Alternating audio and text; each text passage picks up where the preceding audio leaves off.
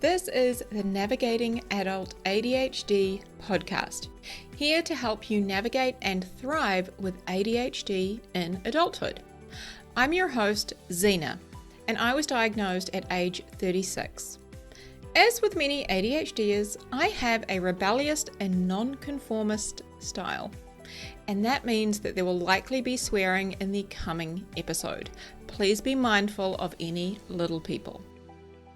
Hello, my friends. Welcome back to Navigating Adult ADHD. I am so happy to be here with you all today. I'm very excited to share this episode with you. So today we are going to talk through how to identify your unique recipe for setting yourself up for success based on what has worked for you in the past, and by taking a look at some of the achievements that you have had throughout your life.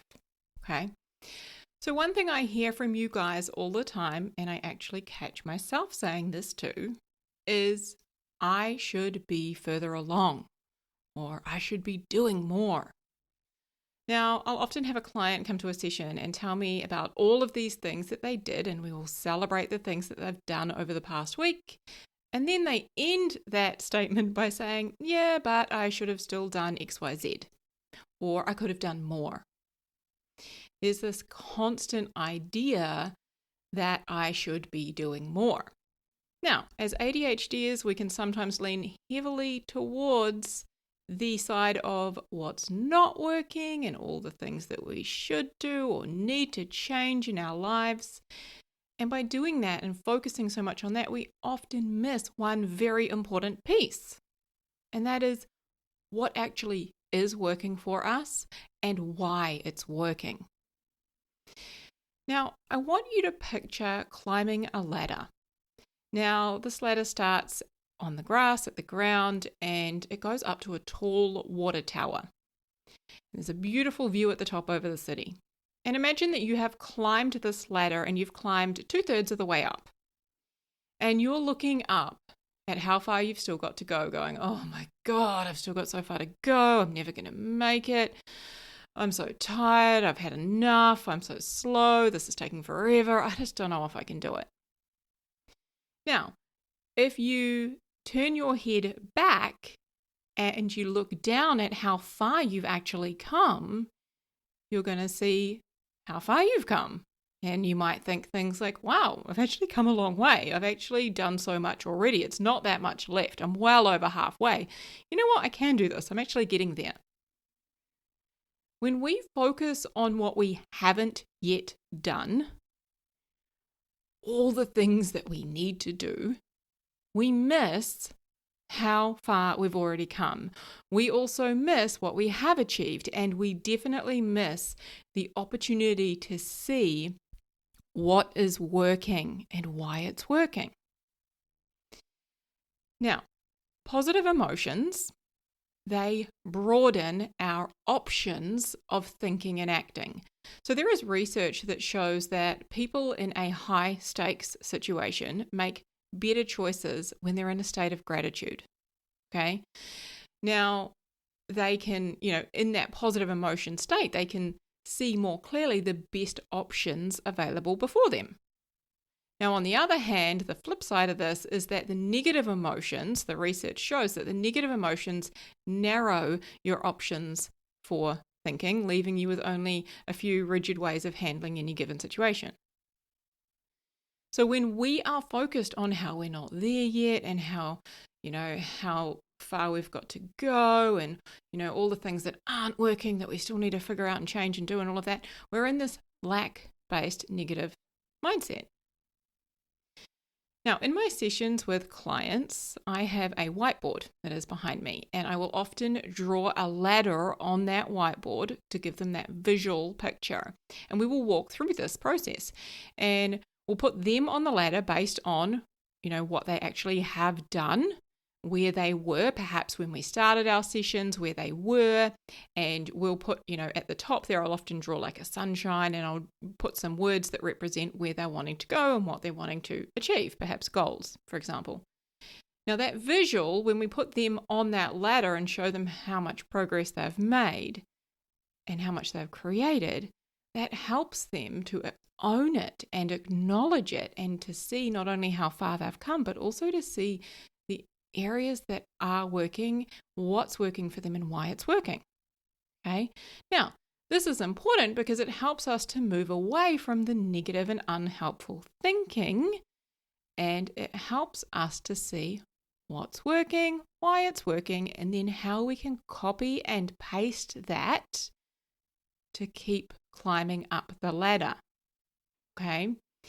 And just to remind you all, last week's episode number 44, was about negative thinking with ADHD, and we identified 9 common types of negative thinking that we get into, such as all or nothing thinking or catastrophizing. We went through lots of examples there, and I shared with you my 3-step process for how you can turn around your negative thinking. Okay, so if you haven't listened to that, I highly, highly, highly recommend it. So what we're going to be talking about today is your ADHD success recipe. Now, before we dive into that and your, identifying your recipe for success, I want to remind you that I have a free resource available over on my website. I have created a guide that walks you through 12 specific things that I wished my doctor or somebody had told me when I was diagnosed with ADHD. 12 things I think are really important for us as ADHDers to know and understand. So you can get that completely free by heading to zenajones.com, and you will see on the top right there is a little button that says Start Here, and if you click on that, it'll take you to a page where you pop in your name and your email, and you get sent that guide straight away. So I highly encourage you to do that if you haven't already. And if you know anyone else who could benefit from seeing that guide and learning about and understanding these 12 things, then please feel free to forward it to them. And together, let's help as many ADHDers as we can across the globe. Okay. Now, have you ever followed a recipe only to decide that you needed to change a few ingredients to really make it your own? Maybe you've got, food allergies or sensitivities and you needed to switch things out, or, there's certain textures and tastes that you may not like and you want to take them out.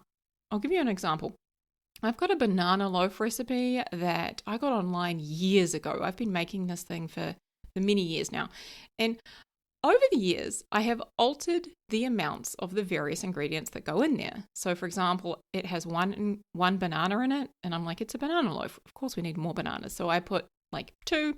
On occasion, I'll put 3. The recipe also suggests that you use sugar in it, and I don't like using sugar in anything, so I use a little bit of rice malt syrup sometimes, and that's something I know works really well for me. I also often add walnuts or other nuts. Okay, and I've got this recipe that was an outline that somebody else recommended, and I've really made it my own. And it is a success every single time. Tastes delicious, and it barely lasts a day in our house because it's that good. Everyone will eat it. Okay. Now, if you want a copy, come and follow me over on Instagram or Facebook and DM me, and I'll send it to you. Okay. So just like we follow recipes when we cook and we use various ingredients, okay, we also have our own success recipes in our lives. Whether it's for creating success at work, with our health, or feeling our best, with growing a business, or perhaps getting good grades on our studies. Okay? We have a recipe that creates success for us. So the other day I was chatting with a professional sports player who has now retired from his sport, and he has opened his own business.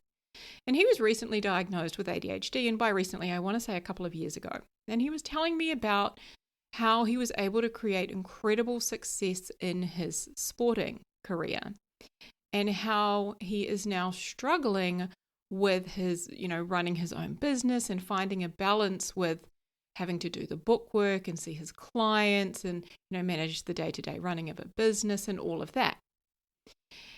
And he said it's a real challenge to also find time to take care of myself and do all of the things, especially the physical things that I really love.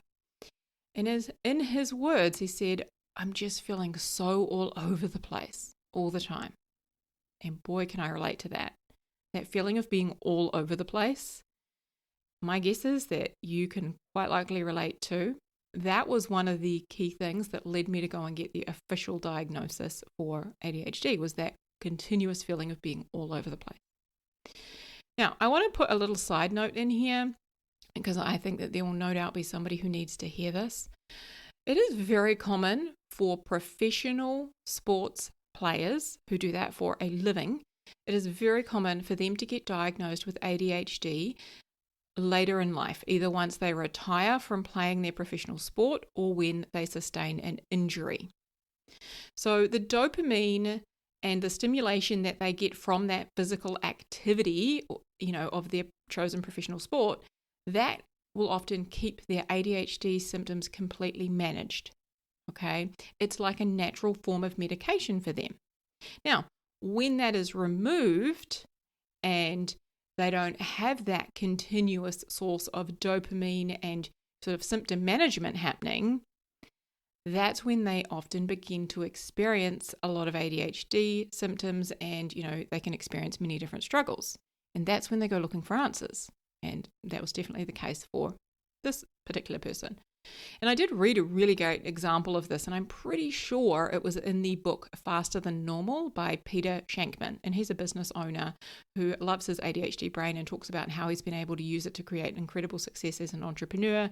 And he refers to a lot of different examples and kind of the ways that he utilized his different tools and structures in his life. It's a great read. I really enjoyed it. I actually preferred it on audio. Now, back to this professional sports player, okay?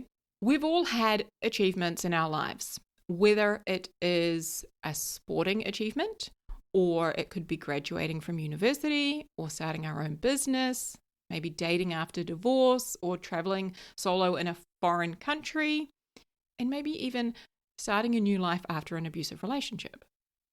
Each of these are an achievement, and they have their own unique set of ingredients that make up a recipe for success. Now, it doesn't even have to be a big life event like this. So just last week, I was coaching a client who was sharing a win with me around how she was able to finally tackle and manage this huge project at work that she'd been really, really struggling with and avoiding. And after we celebrated her win and, really acknowledged that, I asked her to break down her success recipe and look at what specific things she did in order to create this. And as she was talking, I wrote these things up on my whiteboard, we discussed them, and we were then able to visibly see her recipe for success. And now this has become something that she refers to often and uses across multiple areas of her life to set herself up for success. Okay. So what are the key ingredients in any success recipe? There are 3 things that are present. Number 1 is belief. Belief in yourself, belief in the process, and belief in the outcome. Okay. Don't worry, we're going to go into more detail. Number 2 is emotion. Okay. Emotions like perhaps determination and courage and pride and fear. And then number 3 is action. Those are all the things that we do and perhaps the specific tools that we used in order to create the success. Okay. So number 1 is belief. Number 2 is emotion. And number 3 is action. So if I was to rewind about 5 years ago when I decided that I was going to date and find someone to share my life with, I know I have shared this story with you before on the podcast about how I'd been single for over 10 years and I was absolutely terrified of dating. And at the time, I didn't yet know that a lot of that was due to the RSD and my, sensitivities and fears around rejection. Okay. So in order to find someone to share my life with, what I had to do was put myself out there. I did. I had to take action. They weren't going to trip over me, no matter how hard I waited and tried. I had to put myself out there. I had to go on dates, and I was terrified of doing that. And some of those dates did not work out. On one particular date, I felt like a total idiot afterwards. I wanted to quit during that process. The whole dating thing, I found it really hard and I wanted to quit, but I kept going. And eventually, by continuing with it, I met my incredible partner who I'm with now, who I've been with for just over 4 years. And I remember when we first got together and it was going so well, I remember my brain thinking, this is too good to be true. It was a sneaky little thought that my brain had. And I worked through that. And then eventually I remember getting to this place where I was just totally blown away by realizing that love like this does exist. This is real. And that I can both maintain my independence and also share my life with someone who supports me and my dreams. So for me, this was a big achievement in my life. And in order to overcome my fears, my absolute terror around dating, in order to overcome that and to achieve my desired outcome here, I had to believe in myself. I had to believe it was possible. I had to believe that I could date. I had to believe I could put myself out there and not die. I kid you not, my brain is incredibly dramatic. I love this. I love the drama about my brain. But one of the things that I often feel when I'm like afraid is like my brain's like, oh, we're going to die. It's just how my brain responds. But that's literally how I felt about dating and putting myself out there. I was like, I feel like I'm just going to die. But I had to believe that I can put myself out there and not die. And I also had to believe that, you know what, I've got what it takes and I'm going to figure it out. Okay. So that was the belief element here. In terms of the emotions, I had to be willing to feel a lot of feels. I had to be willing to feel afraid and do it anyway. I felt a lot of fear. I also had to be willing to feel determined. I felt determined to see it through and to give it a really good crack. I felt brave on a lot of occasions because I was getting way outside of my comfort zone. I felt brave time and time again. And I also felt proud when I did these hard and scary things. Now, in terms of the action I had to take, I took action like joining dating apps, having conversations with people on those apps, showing up for the dates and meeting them in real life. Other actions I took, I didn't quit. I kept going even when it was hard and uncomfortable. I also took care of myself and I gave myself a lot of space because this was a very mentally and emotionally, I want to say air quotes, draining. It wasn't necessarily draining, but it required a lot of me mentally and emotionally. So I gave myself a lot of space and downtime to process that and allow myself to re-energize and regain my spoons when we talk about spoons. Actions I took was I used my coaching tools. I self-coached a lot. I processed my feelings. I used, a variety of tools. One of those is EFT tapping that we will talk about in a future episode, right? I also acknowledged myself. This is one of the actions I took. And I did look at this because this was really important. I acknowledged myself for doing hard and uncomfortable things. And I told myself that I was really proud of myself for doing this hard shit. And I focused heavily on having my own back. Okay. And then I reminded myself often of why I was doing this. So that was just a huge brainstorm dump of all of the beliefs I had about myself, the process, the outcome, the emotions that I experienced before, during, and after, and also all of the actions that I took. Now, by going through this past achievement and breaking it down into these three categories, beliefs, emotions, and actions, I'm able to reverse engineer success. Like I said, copy it and paste it. Now, I'm able to see that my success recipe here, I can then take it and I can apply it to the new goals that I have and the things that I'm currently working on. And it actually applies very beautifully to something that I am doing that is very big and scary and incredibly uncomfortable this year. Now, I decided to do this by going back to a time in my life where I felt the healthiest and happiest that I can remember being. And this was when I was in London and I had just overcome a huge challenge. And I know I've shared this here on the podcast, how I moved from New Zealand to London and, had a rough time of it and really didn't like it and put on a bunch of weight and was really struggling and self-loathing and all of that. And I overcame all of that and I got to this place where I was incredibly happy and I got really healthy. Like I was just so focused on taking care of myself. And, I was eating healthy and I was, engaging in healthy activities and a lot of wonderful things. And I remember when I think back to, outside of today where I am, when's the healthiest and happiest time? And I remember that time standing out in my mind. So I spent time looking at this process. I looked at the beliefs that I had about myself and about my health. I looked at my happiness and why I was happy and what I was doing and what I was believing and, all the emotions I was experiencing. I really looked at my life. And I remember at that time, in terms of emotions, I was experiencing good and hard emotions. When I looked at the actions and I could see some of the things I was doing and the routines and the behaviors that I had at the time, this was really, really helpful. It was first of all, it was really fun to actually play with this and go back and have a look and then see how some of these things are things that I have really adopted and kept and do now, but also how there are some things I had forgotten about that I can implement and play with now to help me achieve my healthiest year yet, which is my goal for this year. Okay, I've got a huge focus on health.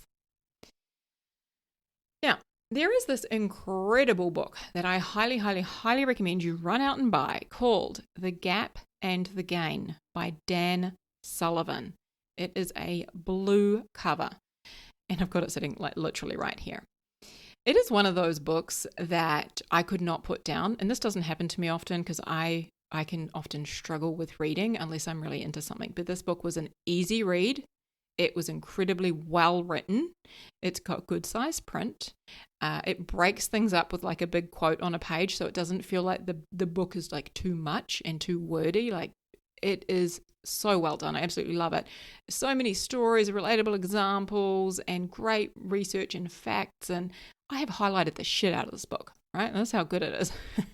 Anyway, this book by Dan Sullivan. Now, Dan Sullivan has ADHD. And I love that. I love that he has ADHD. Now, this is not a book specifically about ADHD, but the author, the primary author, it's co-authored, but the primary author has ADHD, okay? And the one who has created this concept, he has ADHD, Dan Sullivan. Anyway, he talks about how we focus on how far we have to go and, what we haven't yet achieved or done. And we always forget to focus on how far we've come. And he uses the language of the gap and the gain. Are we in the gain, looking back at how far we've come and what's worked and, what we've achieved and accomplished in our life? Or are we in that gap where we're constantly focused on the next thing and how far we've got to go and kind of on that hamster wheel? And it's, as I said, a simple and easy read. It's full of relatable stories and examples, as well as, there's a lot of great activities in there for you to look at your life and really explore it from a very empowering way. I highly recommend you get this book and you do the activities. It's great. But in there, he talks about a term that psychologists have, and this is where I first learned about it, called self-signaling. So it's a term that describes how we judge ourselves based on our behaviors. Okay, so if you eat a donut, you will judge yourself as someone who eats donuts. If you get up early and go to the gym, you'll judge yourself as someone who gets up early and goes to the gym. Okay, hence all behaviors are self-signaling. All behavior is addictive. All behavior seeks more of itself. So if you hop on social media and you get on Facebook and you mindlessly scroll, you're more likely to engage in that same behavior again in the future. And if you begin to invest, in a savings account now, you're more likely to continue that behavior into the future. Now, when we focus on the behaviors that we have that are working for us and the behaviors that are setting us up for success, we create more of what we want in our lives. Now, I would be silly not to mention ADHD's dopamine link here. Of course, right? We know that our brains have less dopamine than most people, and that our brains want to engage in behaviors that produce dopamine for us, okay? And left unsupervised and without directions, our brains will act like little toddlers running out to get their dopamine, And by that I mean probably choosing screen times and sugar and other quick dopamine highs.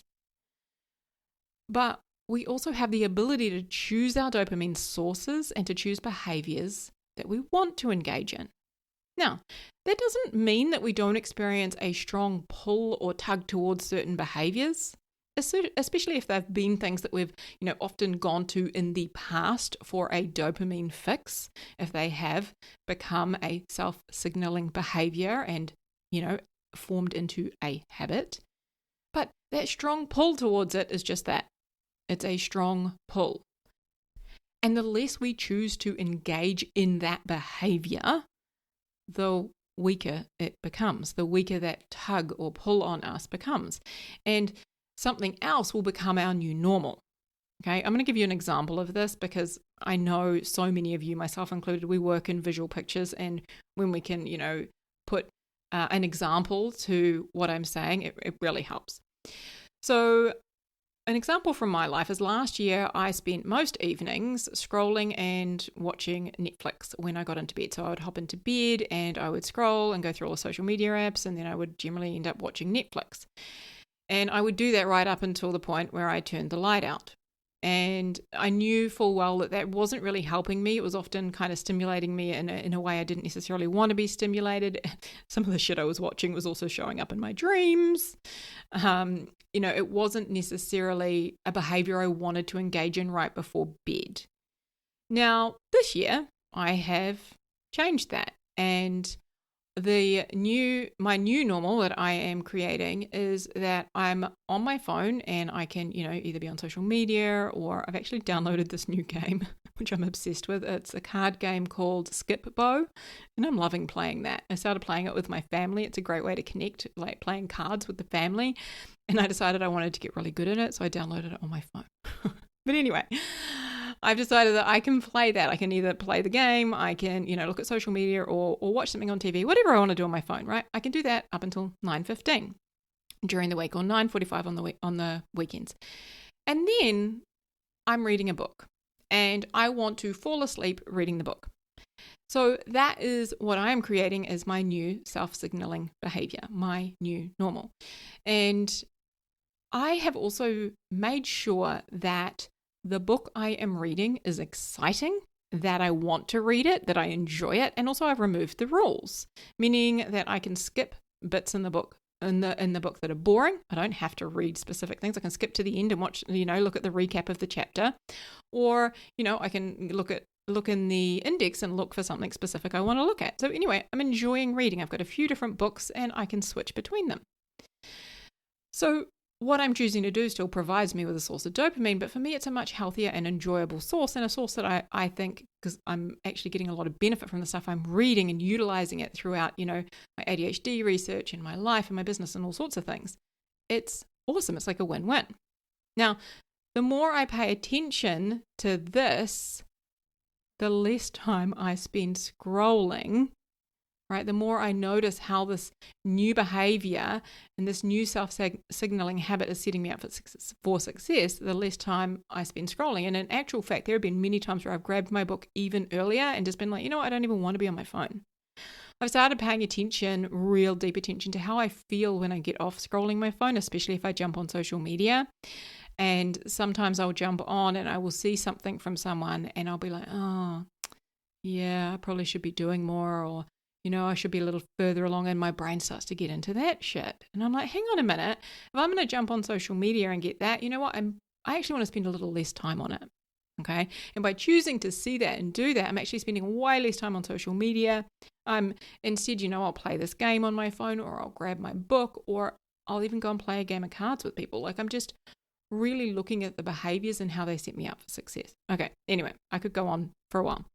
Let's talk about the action steps that you can take. So, first of all, I want you to look back at the last 10 years of your life. Okay, so these are the action steps for creating your success recipe. Number one, looking back at the last 10 years of your life. Now, sometimes it'll help for you to go and scroll through your phone and look at favorites in terms of like your photo album. If you've got that favorites album, go through that.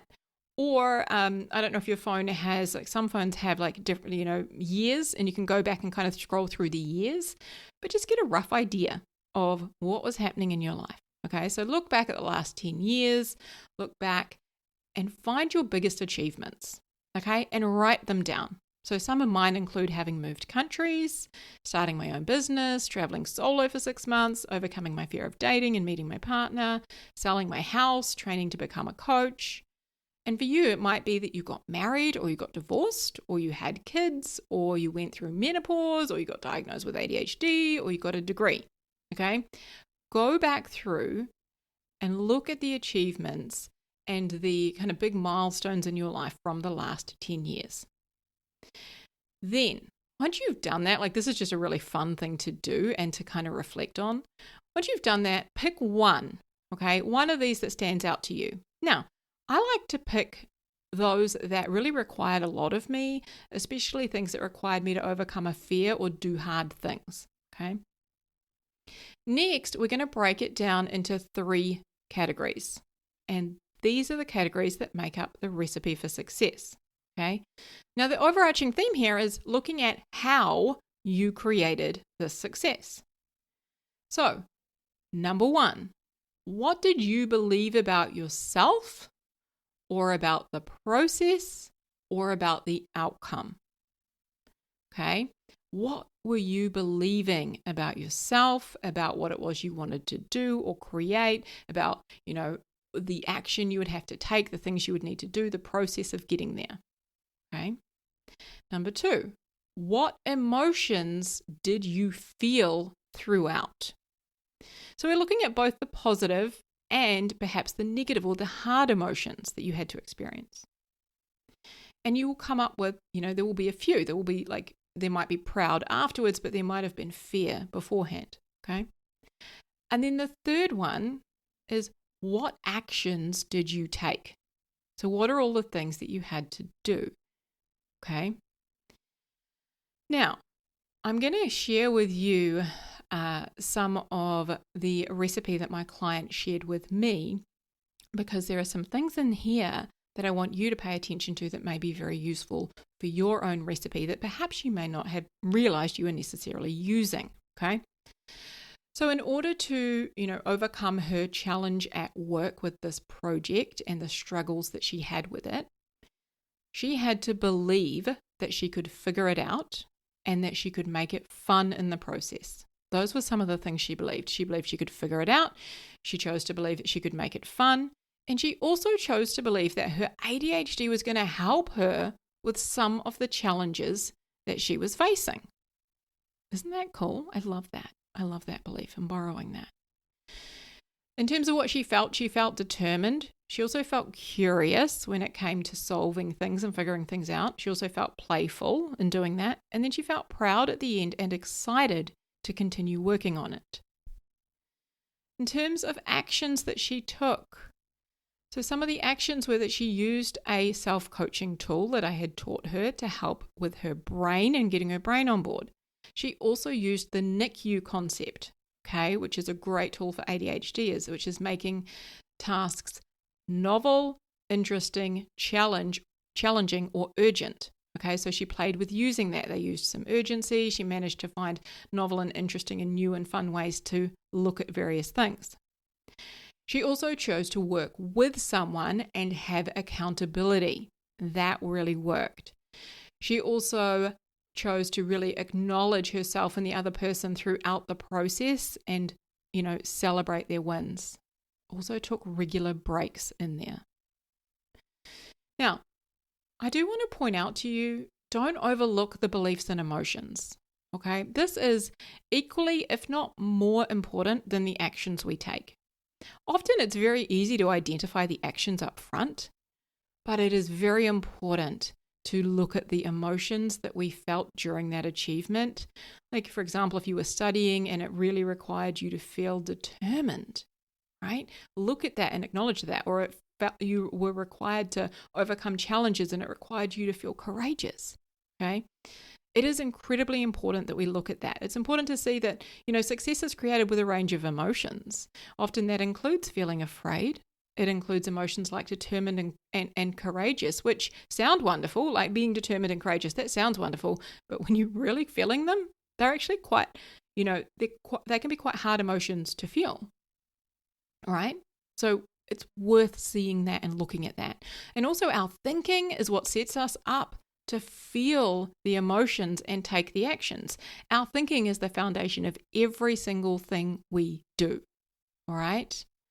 So when we can look at this and we can see, what did I choose to believe in myself? What was I doing? What was I feeling? When we can look at that, we've got evidence to show ourselves we can do it and we can do it again, right? We've got a success recipe in front of ourselves.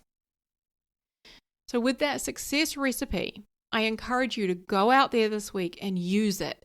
Copy this recipe and paste it over the outcome that you are wanting in your life right now. All right, my friends, huge love to you all. Take care. I'll speak to you soon. Hey, friend.